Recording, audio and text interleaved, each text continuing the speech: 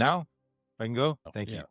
Yeah. What's up, guys? My name is JD Shipley, and this is Josh Wells, and this is the Barbell Calling podcast. We're new to this, so hey, we And awkward as hell. yeah, it'll get better, I swear. Yeah, it will. No, so just a little purpose overview of this, guys. We get together, we talk about all the things that happen in our gym and other gyms across the nation. And there's a lot of starting strength. Sorry, yeah. Through starting strength, hell, even for that matter, other gyms, just in general. Yeah. But questions that always come up. Why we should do this, why we shouldn't do this. Answer those questions. Yep. Answer those everyday questions that people have when they come in. And yeah, so that's what we're here to do, guys. Yeah. So Josh is the head coach of Starting Strength Katy. I own and run. We own and run the Starting Strength Houston and Katy gyms. We are we're franchisees of the Starting Strength gyms franchise, and we have people come in all the time that are interested. They understand, I think, fundamentally that strength is better, but they don't understand the urgency behind getting stronger, right? And so when we started off opening the company, I named it the Barbell Calling, because I felt a calling to help people get stronger and help people lead better lives through strength. That's actually our mission, right? And so the podcast is really just another way of fulfilling that vision. And we want to mainly address a lot of the questions that we see that kind of limit people in why in getting started. And there's a myriad of things. I said this is going to be awkward as hell. There's a bunch of stuff to go over, and we hope to spend the next really just spend this time answering those questions, and then having fun. So where do we go from here? So let's why a starting strength? Why come to a strength gym? Why a starting strength gym opposed to everywhere else? And we're talking, you got 24-hour fitness, LA Fitness. I know here in Houston, Katy, we got EOS. Why go, or hell, let's even go Orange Theory, F45, things like that. Why come to us versus all these other places? What sets us apart? What we do at Starting Strength is we offer personal training at an affordable rate. I mean, that's a basic sales pitch, I guess. That's what we do. To dive even further into that, we do everything in a small group setting. We're actually here in the Katy gym right now, and we run classes about 8 to 9 people per class and one coach. And it runs an hour and a half, which seems a long time. But because we do this in a small group setting, we can get the price down to $28 a session. Now, if you go anywhere else, yeah, it's cheap. You're going to spend $40 a month or something like that. $10 a month. $10 a month at Planet Fitness, right? But that's just the gym membership. That's not actually getting into the gym and working with a personal trainer. That's going in and floundering your way through the workout, right? How much is it if you hire a personal trainer on top of that? Do you know? Here locally, $80-$90 an hour. Minimum. Being in Houston, I would argue more than that, there's probably Houston proper. Yeah, you've got people who are charging $150-$200 an hour. Oh God, yeah, at least. I know when I was in New York, we used to charge $225 an hour, and that was 15 years ago. And that's on the low end. People didn't even think twice about it. But so you're spending $10 to $40 a month just on the membership, and then you're going to sit there and spend, let's just say $75 for an hour for a kid that just rolled out of college, has some weekend certification, and he's going to sit there and run you through the machines, right? Say he does that 2 days a week. It's $150 on top of your monthly membership each week. Whereas you come in here, you've got a coach who's going to take you through the movement, who's going to watch everything you do from walking through the door all the way through until you leave, for 28 bucks. The, the 28 bucks. the real value is in access to the coach, and it's not just an access to the coach, it's an access to a world-class strength coach whose cost is spread across multiple other people, and you're training in an environment of accountability and community with those people as well. So, people who are working towards the same goal of getting stronger and being healthier through being strong. And we can cut in some B-roll later on for this, but the gyms, the the environment in the gyms is not your typical commercial gym. There's no mirrors, right? So this is, you're not going to see people flexing and posing and doing all the, getting, show prep or anything like that. This is not a meat market, right? We don't have yeah. Sorry, this is not the place to find a date. Plenty of members can, like, You it's not can. something, but at the same time, that's not the goal, right? The goal isn't to come here and be seen. The goal is to come here and train, and you're around people who are going to support you in doing that. So yeah, that's the reason why a starting strength gym. But I think this has been answered before, but we're gonna go ahead and answer it now because it's part of the discussion. But why strength? Because fundamentally, what we see, people come in and that don't have the urgency to make a change, I think, don't fundamentally understand why strength. I mean, if we're gonna ask that question, we need to identify, like, we need to first define what is strength. And by our definition, I would say, let me take that back. As a general rule of thumb, when you think about strength, it is your ability to interact with your surroundings. Mhm. Okay. Now, for us, Explain that more.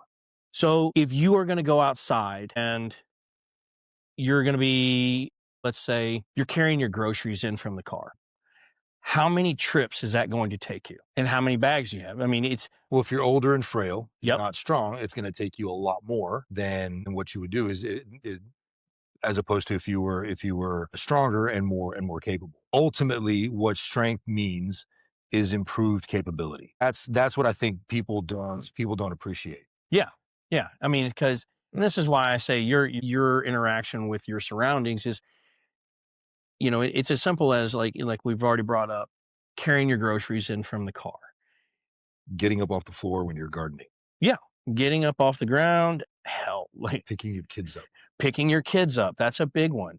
The one I think about constantly, and this goes back to one of our key exercises that we do, probably the most important one we do, is a squat.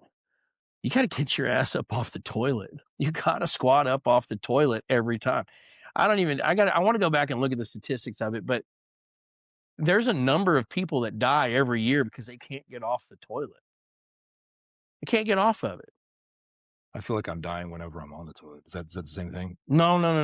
You shouldn't be dying. You Are we should be gonna cut that living when out? you get off the toilet. No, we're not cutting that out either. But in all seriousness, like, people think of strength training just like when they walk in here, they see the barbells, they see the weights, they don't see Scary. any machines. They're scared. Scary. But what they don't think about is the results from it of, hey, I used to have to ask somebody to pick up a bag of rice, a 40-pound bag of rice. Actually happened. One of our clients went to the store and had a woman ask her to load the bag of rice, and she could do it. She could pick it up for another female. That's awesome. We see this all the time with people who just like, man, I can't put my luggage in the overhead compartment when I fly. They're too frail to do that. And they don't correlate getting stronger with a barbell with those results. That correlation it's just not there.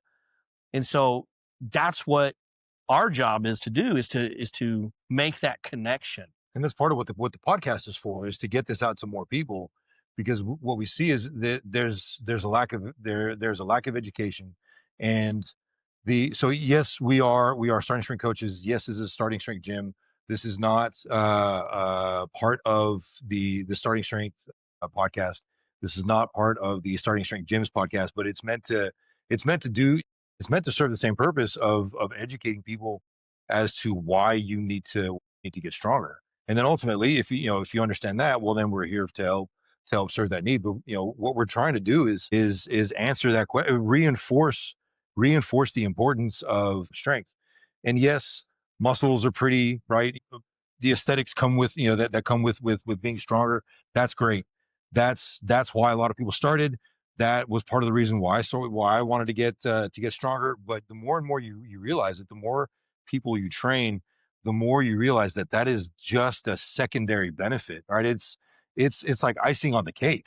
If you follow the process diligently enough over time. But what you actually get is capability, health, and independence, right? And that's what we're fighting for. That's the real value. Yeah. Resilience is essentially is what we're building. Yeah. And I liked how you said resilience on that, because the like the majority of people that come through our door, it's not, 20 and 30 something year old guys Mm-mm. or athletes for that matter. Mm-mm. It's what, mid 40s up.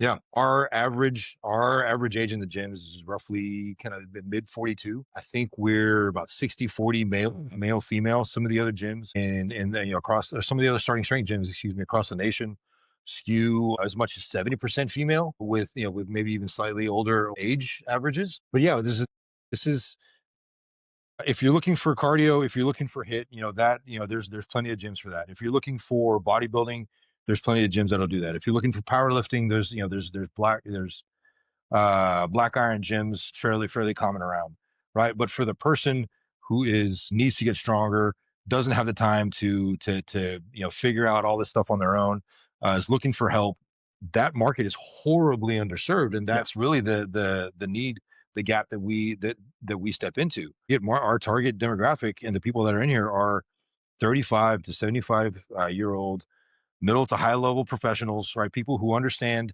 the value of training with an expert, right? So, because they don't have the time to answer the question, what do I do and how do I do it? They want to cut right to the chase and get the help that they need so that they can get stronger and then make the things that they do outside the gym better, right? You've got the computer programmer, the IT guy who sits at his desk and is hunched over all day long, who's got back pain as a result of it, right? He comes in here and lo and behold, after a little while of training, things, he begins to feel better, and he's better at his job because he doesn't get as tired, he's not hurting, right? And then his family life and then his life outside the gym gets better because now he's stronger and more able to do all the stuff that he Right. that he wants to do outside the gym. Yeah. And that goes for the 60-year-old grandmother, that goes for the 55-year-old business executive, the 40-year-old single mom, right? They all benefit from being strong, and the process is generally the same. You you use four primary lifts, right? A compound lifts that work the entirety of the body, and then you add a little bit of weight over time. Yeah. And you add, lather, rinse, repeat, and get stronger. So we keep hearing, like you and I've heard countless stories of changing people's lives through doing this, from the computer programmer to 78-year-old woman with Parkinson's, you name it. Osteoporosis. Osteoporosis, huge one. You've also got joint replacements, hip, knees. We've dealt with that. I would say predominantly we deal with back problems. Sure. Most of us live sedentary lifestyles. We're sitting in, especially Houston, God, who knows how many Traffic. hours we've sat in traffic in a car. 28,000 miles a year on my car. Yeah. So, like, all of these things contribute to the deterioration of our bodies and our lives. And getting in here, it sucks. Like, if you guys live in a big metropolitan area, you understand that commuting 5 miles, in a small town is going to take you 5 minutes on a bad day. But in a big metropolitan area, it's going to take you, oh God, maybe an hour to get 5 miles. Depending on where you're going. Yeah. I know, living in Manhattan, God, you're judging your time on the train schedule. To get from North Manhattan down to Tribeca area, it might take you an hour and a half. You never know. But that time taken away from you because of transportation, that's a big deterrent for most people. So how can we get around that? And And I think honestly, it's just like, guys, like, you got to bite the bullet. You got to bite the bullet sometimes and just give it a shot. And yes, I know it sucks to sit there and be like, God, another hour and a half in a car. I got it. We deal with this all the time. But at the end of the day, you might walk into this gym feeling like absolute dog shit, but every single person leaves here feeling better than what they did when they actually came in. And that's because of the getting them in here and just going through the movements, getting the blood flow. As cheesy as it sounds, greasing up the joints, those things help. And, you might have had a shitty day. Hell, come in here, you blow off steam just because the community aspect of it, Mhm. things like that. So we try to make those things known to everybody. But again, it's like, it's just getting in here. That's the big thing at the end of the day, is just coming in and just committing to it. Yep. That's probably one of the biggest Treating it like a things. doctor's appointment. Yeah. You know, that's a good point, because if you go to the doctor, you set up an appointment. Hell, now if you miss the doctor's appointment, they charge you a late fee or a cancellation fee. And then you got to reschedule it 3 months down the line, and you're still in the same pickle you were in before. You know, Maybe even worse if you let it go on. that's right. Yeah. So, I mean, if heaven forbid it's an orthotic issue or something, or I mean, a joint issue or anything like that. Yeah. I mean, hey, it could be an orthotic issue. Shit. It's very specific. Well, there's a reason for that, but I'm not going to get onto it here. But if you're just be real. If you're on, Is there any bourbon no in that shit, can no. of I coffee? wish, I wish there was bourbon in this. But no, I mean, like, if you're on your feet all day and your feet hurt and you don't do anything about it, the wear and tear of that's going to ultimately cause problems. I've known people that have had like little fractures in their feet because they don't get the shit taken care of. Plantar fasciitis keeps you up all night. Now you're, sleep deprived. Yeah. Shit, man, you're screwed. You're Yep. screwed at that point. But the point being on this is, you're going to spend the time, you're going to go to the doctor, you're going to do all this shit. But are you going to get the answers that you want every time you go to the doctor? I would argue no. No, you're not. You're not going to get the answers all the time. And I know that's a big, big stretch for most people for me to sit there and say that. I'm not a doctor, but I've been through the ringer trying to figure out answers as to why I feel like crap, why I'm depressed, why I can't lose weight. Hell, I even say why low libido. I mean, all of these things. And yet the doctor sits there and gives me this big runaround. And what I needed to do instead was get off my ass, stop being lazy, get to the gym, work out, eat better, and try to get to bed on damn time. Except for the getting the gym part, you sound like my mom. I know, right? There's something about moms. They know this shit, man. But yeah, moms won't take their own damn advice. Sorry, Good Mom, Lord, I if I love you, can't get but my parents to train. I'm gonna send this podcast. I would send it to my parents, but it took me 20 years and I finally got them to train. There you go. So, but yeah, the point being though is, like, guys, you're willing to sacrifice so many other things to try to find an easy route to get healthier or to feel better. And instead of doing the work, That's the crux of it, right? and The assumption is that there's an easier way to do it, and unfortunately, it's not. mm-mm, Right? There are a myriad of things that I would much rather do instead of working out. And I'm a coach, and strength training. We run gyms, and like the training is sometimes the last thing that I want to do. However, um, w- the benefit of it is, the goal, or the reason for it, anyways, is because I don't want to be at 65, 70 years old.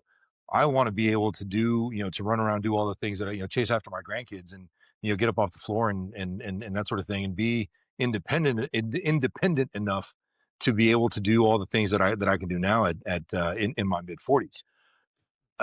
So that's, it's really what it is. It's so yeah, I mean, longevity, but it's delayed gratification, right? I can do the thing that, the fun thing now, or I can put that off for just a little bit and do the hard work, and then be able to enjoy myself, for the exchange of being able to enjoy a much more fulfilling and capable life later on, which will extend and, hopefully extend into longevity. now I'm gonna play devil's advocate to Go that, for it. because I hear this all the time, and everyone they want to do things now, but they want to say, look, I'll train later. It's fine. I'll get I used strong. to do the same thing. But think of it this way. If you do it now and you don't do your training, but you do all the fun things you want to do now because you're capable now, 20 years from now, you start training. 65, right? If it's 65 years old, you start doing this. Granted, you can. With an osteoporosis diagnosis. Right. Osteoporosis. High blood tension, pressure. High blood pressure, who knows, hypertension. Metabolic disease. I mean, there's a whole bunch of other things, pre-diabetes. Who knows if you're going to, you'll probably lose weight. It's hard to maintain a big size, muscle mass, which means you're even less capable. You're going to be even more frail. So now, instead of starting where you're at right now, being able to, what's your squat? Let's just throw out 405. Okay. 405. 405. You can squat 405 right now. In 20 years, if you stop what you're doing right now to go live your life, go on these extravagant vacations and all that other stuff, if you go do that now, and in 20 years you start training again, where are you going to start? 115. I bet 100. Lower than that. Probably lower than that. And here's the thing: you don't have to put off having fun. No, right? You end up working that, working this into your schedule. We're not saying miss time with family and don't go on vacations. And like you begin to like, this stuff fits into your life.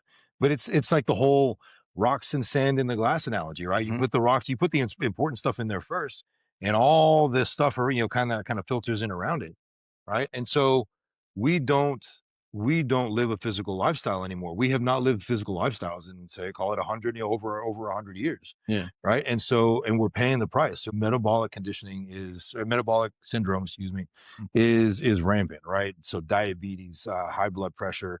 What else am I looking at? Obesity, joint issues, all sorts of, like, that stuff is rampant. Primarily, one, diet, but at the same time, because we don't have the physical activity necessary to keep that stuff staved off. So train, and guess what? You will be more physically capable in the immediate near future, and you can continue to do all the stuff that have all the fun that Josh was talking about. Like, for example, I haven't come across a candy bar that I didn't like. Right? I have an enormous sweet tooth, and to a certain extent, I kind of don't avoid it, because you can't. Well, why you can't outlift a bad diet. Lifting heavy does cover a lot of sins from the diet perspective. Mm-hmm. So I can indulge in certain things because of the discipline that I carry with my training. Yeah, I mean, and it's not just. Well, let me take a step back. One of the things you did say in there is, like, it's not something that you have to do all the time. Training is not 5-6 days a week. 3 times a week. 2 to 3 days a week is what you need. 2 to 3 days a week. 3 is optimal, 2 minimum. But for an hour and 15 minutes a day. That's it. You can get it all in that time. So we're talking about, let's just call it an hour and a half, right? That's 4.5 hours a week. Yeah, that's it. And I guarantee, if we were to sit there and check your phone right now, how many hours a week, how many hours a day on average are you scrolling on your phone? I'm going to plead the fifth. It's probably at least 4.5 hours a day. To cut that out, add that into the week somewhere, boom, there you go. You've got that time back. You've got that time to train. So again, this is our first podcast we're doing. This is a little awkward, choppy, whatever. We're going to get better at this. Meandering path into, to why you should train. And we've covered a lot of things, from why you should train, what sets us apart from everyone else. What this podcast is actually going to be, and that's going to be answering those questions that of your fear, or why you're not doing this, and whatever other excuse you have. That's what we're here for. That's what we're going to do. And we're going to continue to do that. You go from this one. All right, guys. So we're going to go ahead and wrap this one up here in a second. But if you like the podcast, go ahead and subscribe and leave us a comment.